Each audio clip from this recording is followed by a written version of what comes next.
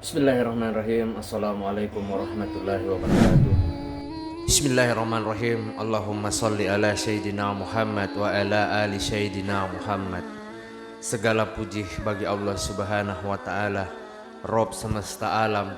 Salawat dan salam kepada Nabi kita Muhammad sallallahu alaihi wasallam, keluarganya, para sahabatnya, dan orang-orang yang menjadi pengikutnya hingga akhir zaman. Sahabat yang beriman dimanapun berada, pada kesempatan yang mulia ini saya akan membahas tentang Baitul Maqdis memang dijanjikan untuk Israel atau Yahudi. Sahabat yang beriman dimanapun berada, benarkah Baitul Maqdis dijanjikan Tuhan untuk kaum Yahudi? Nama Yahudi dinisbahkan pada salah seorang putra Nabi Yakub yang bernama Yahudsa. Di samping lelaki itu ada dua orang lainnya yang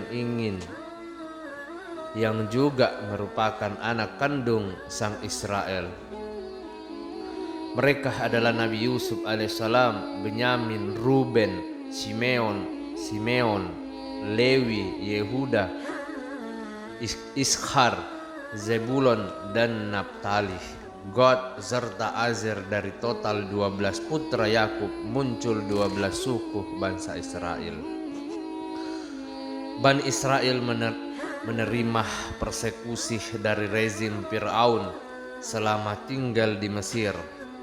Allah subhanahu wa ta'ala kemudian mengutus Nabi Musa di tengah mereka. Saudara Nabi Harun alaihissalam itu lalu memimpin keturunan Nabi Yakub tersebut keluar dari Mesir menuju negeri yang diberkahi atau Yerusalem. Sahabat yang beriman dimanapun berada, setelah berhasil melewati Laut Merah atas izin Allah subhanahu wa ta'ala, mereka pun kian dekat ke tanah yang dijanjikan itu. Akan tetapi mereka justru enggan merebut Palestina dari tangan bangsa asing yang menguasainya kala itu. Sikap Bani Israel ini diabadikan dalam Al-Quran surat Al-Ma'idah ayat 24, yang artinya mereka berkata, "Wahai Musa, sampai kapanpun kamu tidak akan memasukinya selama mereka masih ada di dalamnya. Karena itu pergilah engkau bersama Tuhanmu dan berperanglah kamu berdua, biarlah kami tetap atau menanti di sini saja." Allah subhanahu wa ta'ala kemudian menghukum Bani Israel. Mereka dibiarkan tersesat berputar-putar tanpa arah di gurun Sinai selama 40 tahun. Tidak bisa kembali ke Mesir, tidak pula mampu keluar menuju Yerusalem. Dalam periode itu, generasi lama digantikan dengan yang baru. Setelah berbilang dekade,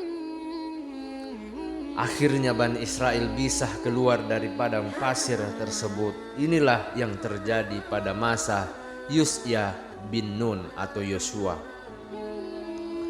Sejak itu, keturunan Yakub alaihissalam dapat mendirikan negeri sendiri di Yerusalem. Periode puncak terjadinya pada masa Nabi Daud alaihissalam dan Nabi Sulaiman alaihissalam.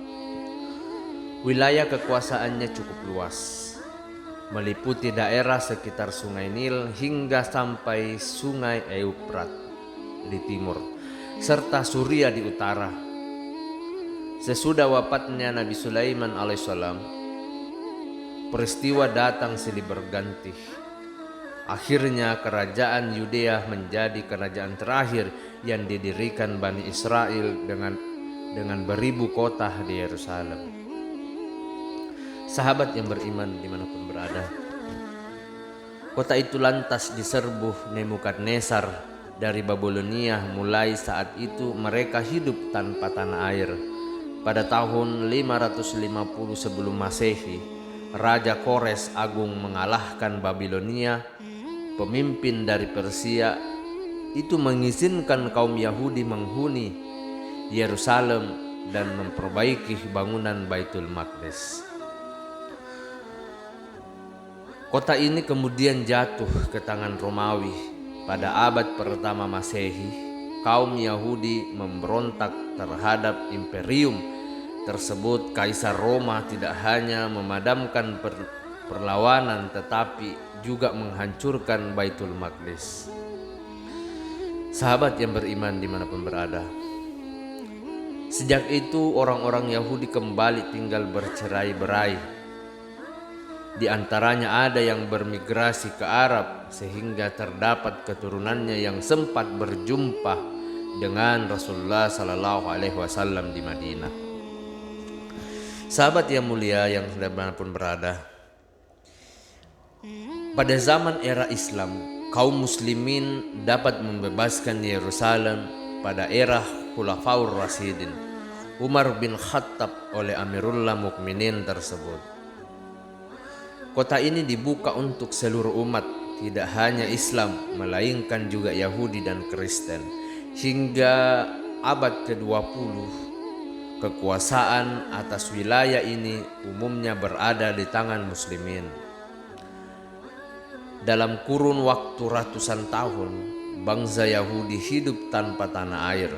Secara genealogis, mereka berasal dari 12 suku yang keturunannya Nabi Yakub alaihissalam. Bagaimanapun sejak abad pertengahan mereka kerap disebut berdasarkan kawasan tempat tinggalnya. Sahabat yang beriman dimanapun berada, beberapa contoh diantaranya adalah Yahudi Misrahi dan Sephardi. Yang pertama itu yang menetap di kawasan Timur Tengah, adapun yang kedua awalnya tinggal di Andalusia atau Spanyol, terutama di bawah pemerintahan raja-raja Islam.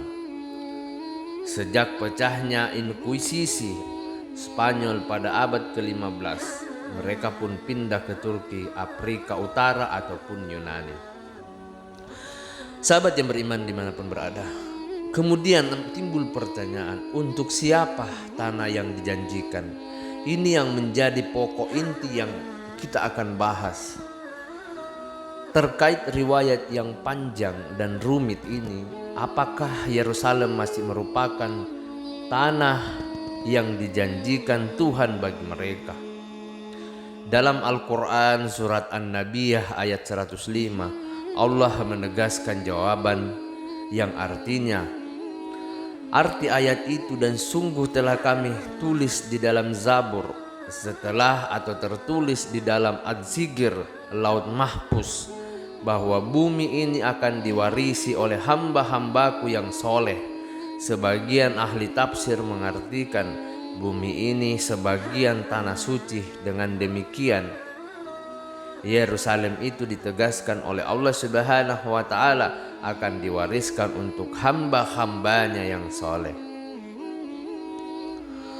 Sahabat yang beriman dimanapun berada, semoga kita selalu dalam lindungan Allah Subhanahu wa Ta'ala. Apakah kaum Yahudi memenuhi kriteria dia termasuk hamba Allah yang soleh? Imran Hussein dalam Jerusalem in the Quran mengatakan, penegasan tentang kriteria tersebut bahkan sudah tercantum dalam kitab Sabur, yakni ayat Mazmur yang berbunyi, orang-orang soleh akan mewarisi tanah atau tanah suci dan tinggal di sana selamanya. Sahabat yang beriman dimanapun berada, maka menjadi logis bila kaum ini berulang kali terusir dari Yerusalem karena meninggalkan perilaku soleh, dan Al-Quran pun menyebutkan beberapa contoh tabiat nirzali. Semisal begini, membunuh para nabi. Dengan perkataan lain, anggapan bahwa kaum Yahudi masih bisa dipandang soleh sehingga berhak mewarisi Baitul Maqdis patut dikritisi. Ketika Nabi Muhammad SAW diutus, sebenarnya kaum Yahudi sudah dimudahkan Allah Subhanahu wa Ta'ala untuk mengenali kenabian beliau. Bahkan tanda yang teramat jelas yang ditunjukkan, misalnya Sewaktu umat Islam masih disyariatkan untuk sholat dengan menghadap ke arah Baitul Maqdis, dalam jangka waktu itu masih saja banyak kaum Yahudi yang menolak kebenaran risalah Rasulullah Sallallahu Alaihi Wasallam. Akhirnya Allah Subhanahu Wa Taala menetapkan perubahan arah kiblat muslimin, yakni ke Ka'bah di Mekkah.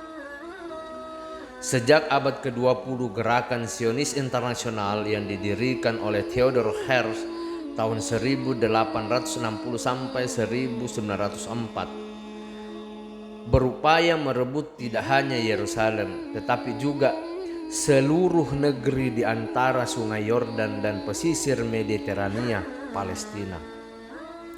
Mereka mengklaimnya sebagai tanah yang dijanjikan untuk bangsanya atau Yahudi. Padahal berbagai penelitian membuktikan mereka sendiri justru tidaklah termasuk Bani Israel. Mereka berada di luar 12 suku bangsa keturunan Nabi Yakub alaihissalam. Sahabat yang beriman dimanapun berada, mereka adalah kaum Yahudi atau Askenazi yang nenek moyangnya berasal dari Asia Tengah atau Kaukasus. Alih-alih Palestina keyahudian, mereka pun didapat dari memeluk agama Yahudi. Hipotesis tentang Askenazi ini mula-mula diajukan ahli sejarah Semit yang juga penggagas konsep negara-negara bangsa modern, Ernest Renan. Atau barulah pada abad ke-21 teori Askenazi mendapatkan validitas berdasarkan riset genetik yang dilakukan para ilmuwan, semisal Eran L. Haik dari Universitas Johns Hopkins School of Public Health. Sahabat yang beriman dimanapun berada, gagasan di balik Zionisme yang melahirkan negara Israel adalah penjajahan atas bangsa tempatan, yakni Palestina. Kalaupun kaum Zionis ini menginginkan sebuah tanah air yang di atasnya kosong sama sekali, itu mungkin saja terjadi. Melansir dari Haaretz dalam Kongres Zionis 4 pada tahun 1903, terungkap bahwa Inggris sebenarnya sudah memberi sinyal setuju untuk menyediakan kawasan koloninya di Afrika Timur untuk lahan bagi sebuah kolonil atau permukiman Yahudi. Proposal ini sering disebut sebagai skema Uganda. Walaupun kawasan yang dimaksud adalah bagian dari negara Kenya atau modern kini, bukan Uganda, Herzl sempat menilai proposal ini merupakan solusi jitu bagi kaum Yahudi saat itu menurutnya. Sahabat yang beriman dimanapun berada, semoga kita selalu dalam lindungan Allah Subhanahu wa Ta'ala. Mereka bisa tinggal di sana untuk berlindung dari gelombang antisemitisme dan kekerasan, sembari menunggu terpenuhinya janji Tuhan tentang Palestina. Tambahan pula, menyetujui skema ini berarti semakin eratnya hubungan Zionisme internasional dengan Britania Raya. Setahun sebelum kematiannya, Herzl bahkan sudah menyetujui pengiriman tim penyelidik untuk mencari tahu keadaan Afrika Timur. Akan tetapi ketika Kongres Zionis 7 digelar, banyak peserta merasa kecewa, bukan lantaran kondisi faktual calon tanah air Yahudi di benua hitam itu, melainkan lebih kepada alasan ideologis. Mereka merasa pemilihan negeri manapun selain Palestina akan bertolak belakang dengan ideologi Zionisme. Sahabat yang beriman dimanapun berada, semoga kita selalu dalam lindungan Allah Subhanahu wa Ta'ala. Kesimpulan dari pembahasan ini bahwa gerakan literasi umat merupakan ikhtiar untuk memudahkan masyarakat mengakses informasi, gerakan bersama untuk menebarkan informasi yang sehat ke masyarakat luas. Oleh karena Informasi yang sehat akan membentuk masyarakat yang sehat dan bijak. Sahabat yang beriman dimanapun berada, demikianlah tentang benarkah Baitul Maqdis dijanjikan Allah Subhanahu wa taala untuk kaum Yahudi. Semoga apa yang saya sampaikan pada kesempatan yang mulia ini tentu bisa bermanfaat untuk kita semua, terutama untuk saya pribadi. Mohon maaf apabila ada salah kata ataupun ucapan dalam video ini. Perlu kita ketahui bahwa kebaikan itu hanya datang dari Allah Subhanahu wa taala, serta kebenaran itu hanya datang dari Allah Subhanahu wa taala. Kesalahan serta keburukan itu datang dari saya pribadi selaku manusia biasa yang tidak pernah luput akan kesalahan.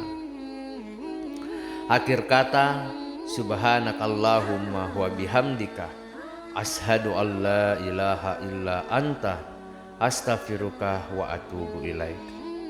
Wassalamu alaikum warahmatullahi wabarakatuh.